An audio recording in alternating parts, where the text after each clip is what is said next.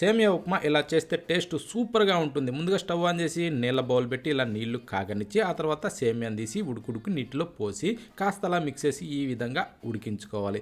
ఇలా ఉడికించిన దాన్ని ఎలా ఉడికిందో ఒక్కసారి ఇలా చెక్ చేసుకునేసి ఇలా బాగా ఉడికిన తర్వాత ఇప్పుడు దాన్ని దేవి ఒక జాలి లాంటి దాంట్లో వేసేసుకోవాలి.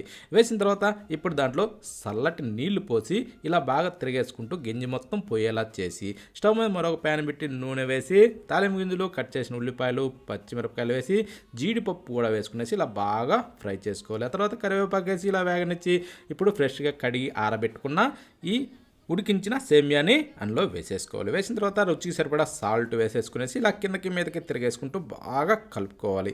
ఈ విధంగా బాగా తిరిగేసుకుంటూ బాగా పీల్చుకొనిచ్చి ఇలా వేగిన తర్వాత ఇప్పుడు మీదకించి కొత్తిమీర చల్లుకోవడమే. కొత్తిమీర చల్లేసిన తర్వాత ఇక వేడి వేడిగా సర్వ్ చేసుకొని తింటే సూపర్ అంటే సూపర్.